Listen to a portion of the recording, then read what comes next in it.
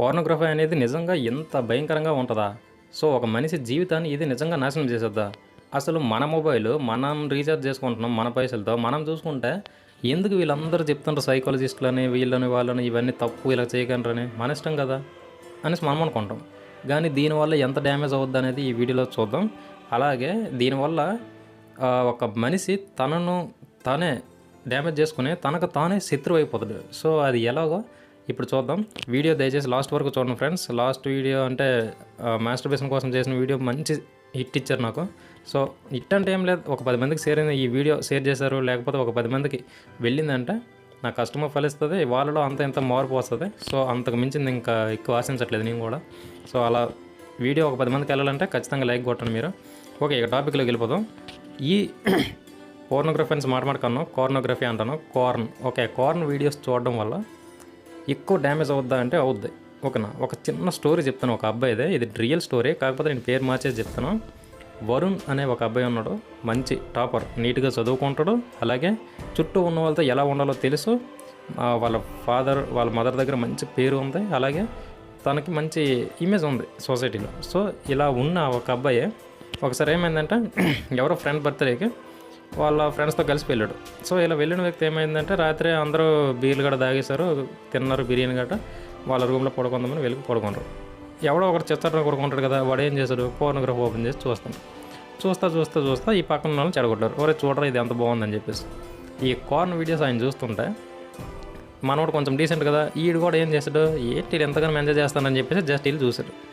అవన్నీ చూసిన తర్వాత ఇక మనసు ఊరుకోదు కదా, ఇంటికి వచ్చాడు. ఇంటికి వచ్చిన తర్వాత వీళ్ళు ఇలాంటి వెబ్సైట్స్ ఎక్కడ చూస్తుంటారు అని చెప్పేసి చెక్ చేశాడు ఇంటర్నెట్లో. ఒక 2-3 వీడియోలు వచ్చాయి. అవి చూసిన తర్వాత ఇంటర్నెట్ కూడా ఊరుకోదు కదా, అలా మనోడిని లాగేసుకుంది ఆ కార్నోగ్రఫీ వెబ్సైట్స్లోకి. సో, ఇలా లాగేసుకున్న తర్వాత మనోడు బాగా వాటికి అలవాటు పడిపోయాడు. రాత్రి అయితే చాలు అవి చూడకుండా నిద్రపోడు. ఓకేనా. సో, వాటికి అలవాటు పడిపోయిన తర్వాత మాస్టర్బేషన్ ఆపుతాడా, మాస్టర్బేషన్ బాగా చేసేవాడు ఓవర్గా. సో, దీనివల్ల కొన్ని సైడ్ ఎఫెక్ట్స్ ఉంటాయి. ఓకేనా. సో, అలాగే ఈ కార్నోగ్రఫీ చూడడం వల్ల మైండ్ పరంగా కొంత ఎఫెక్ట్ పడుతుంటుంది. సో, ఇలా చూస్తే వీడికి ఏమైపోయిందంటే అంతకుముందు అంటే కాలేజీలో వీళ్ళ ఫ్రెండ్స్ అమ్మాయిలు ఎవరైనా వచ్చి మాట్లాడితే ఫేస్ చూసేవాడు, ఏదైతే టాపిక్ ఉందో అదే మాట్లాడి వెళ్ళిపోయేవాడు. కానీ ఇప్పుడు అలాగ ఉండట్లేదు.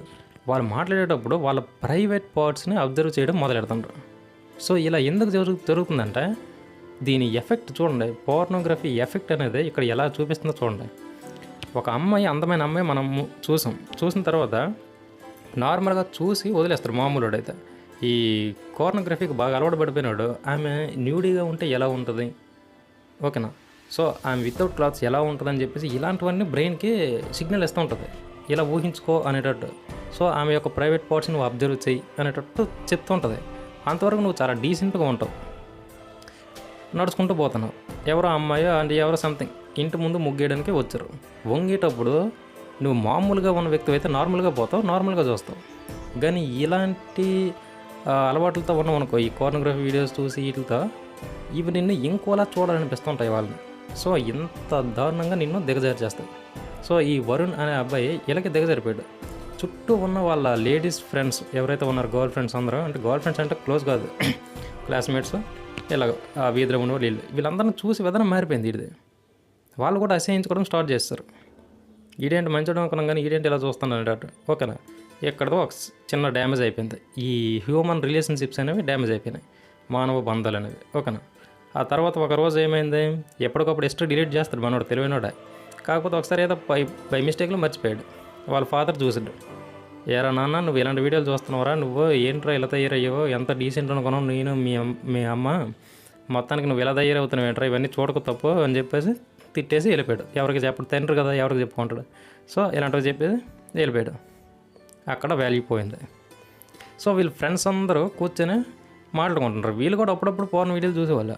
జస్ట్ నార్మల్గా మాట్లాడుకుంటుంటే వీడి మైండ్ సెట్ ఏముంటుంది, వాళ్ళు మాట్లాడే ప్రతి మాట వీడికి డబుల్ మీన్ లాగా అర్థమవుతూ ఉంటుంది.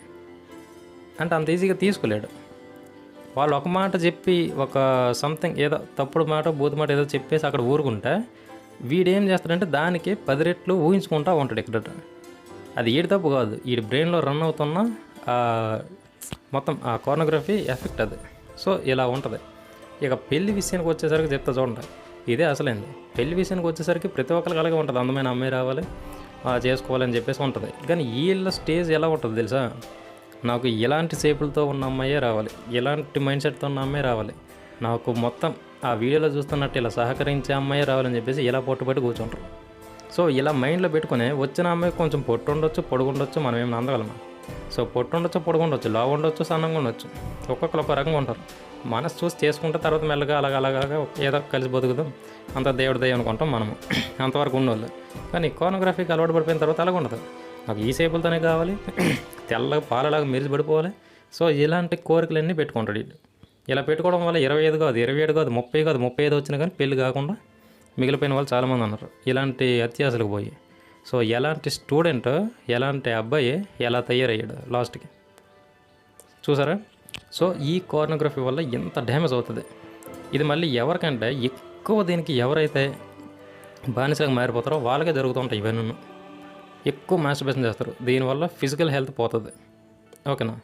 తర్వాత హెయిర్ ఫాల్ అవుతుంది, ఫిజికల్ హెల్త్ ఆల్రెడీ చేశాను కదా వీడియో. ఆ వీడియో మీరు చూసారంటే క్లియర్ కట్గా ఉంటుంది మాస్టర్బేషన్ గురించి. ఒకసారి చూడకపోతే వెళ్ళి చూడండి, ఉంటుంది. ఓకేనా? సో ఇంత ఘోరంగా తయారవుతారు మనుషులు.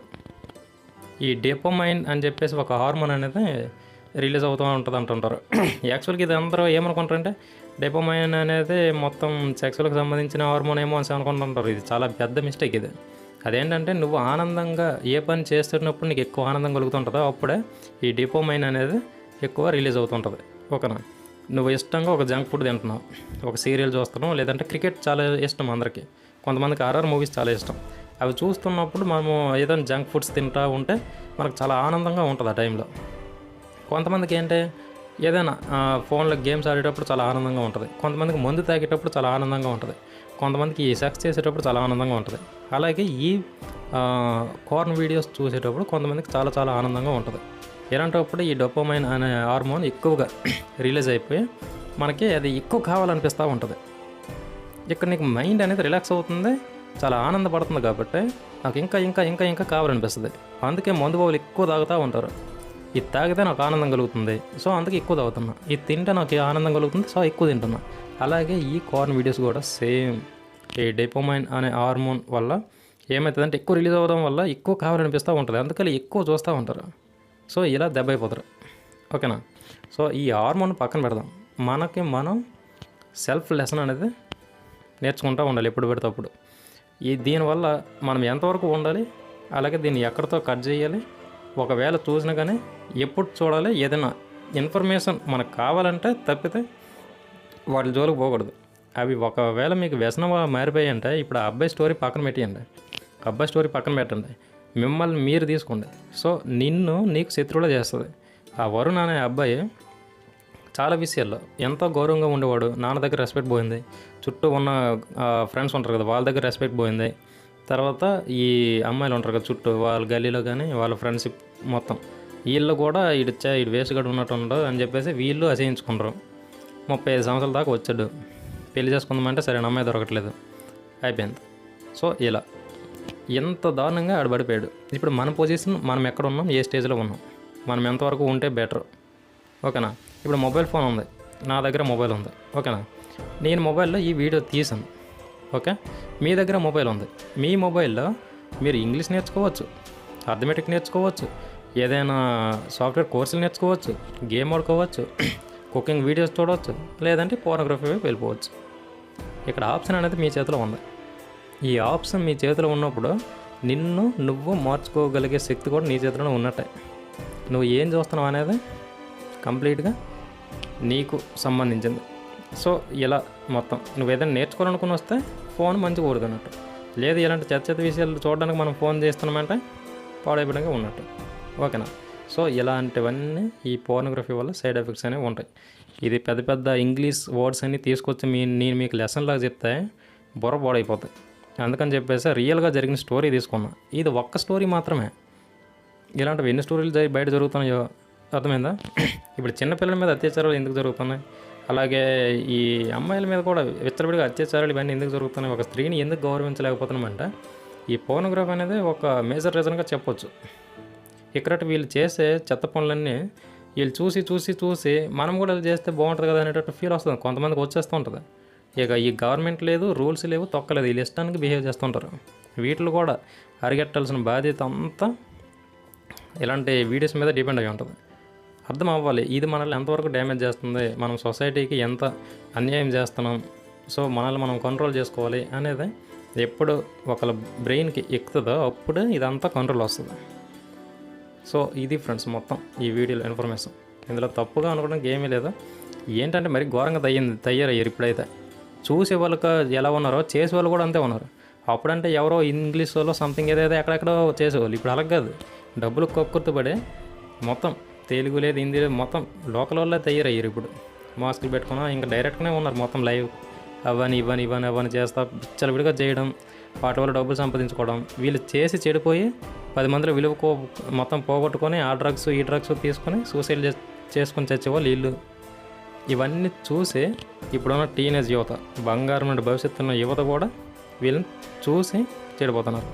ఒకళ్ళు చేసి చెడిపోతుంటే ఇంకొకరేమో చూసి చెడిపోతుంటారు. చేసేవాళ్ళు ఎలాగో పోతారు, చూసే వాళ్ళు మనమైనా కొంచెం ఇక్కడితో ఇవన్నీ కొంచెం కట్ చేసుకొని కొంచెం నీట్గా ఉండి మన కుటుంబానికి మనం వెన్నుపోసలాగా ఉండాలని చెప్పేసి ఈ వీడియో చేయడం జరిగింది ఫ్రెండ్స్. ఇదే ఈ వీడియో. దయచేసి వీడియోకి ఒక లైక్ కొట్టండి, అలాగైతే 10 మందికి ఈ వీడియో అనేది వెళ్తుంది, లేకపోతే యూట్యూబ్ అనేది మొలక దోస్తుంది. సో ఈ వీడియో మీకు నచ్చినట్లయితే లైక్ కొట్టి అలాగే మన ఛానల్ సబ్స్క్రైబ్ చేసుకోండి. ఇంకా మంచి మంచి టాపిక్స్ అనేవి వస్తాయి. ఒక 10 వీడియోస్ ఇలా సైకాలజీ మీద వీటి మీద చేద్దామని ఫిక్స్ అయిపోయాను. ఆ తర్వాత మళ్ళీ నెక్స్ట్ మంచి మంచి వీడియోస్ వస్తాయి. ఓకేనా? Thank you for watching. Have a great day. Thank you. అందరూ ఆనందంగా ఉండండి. Thank you.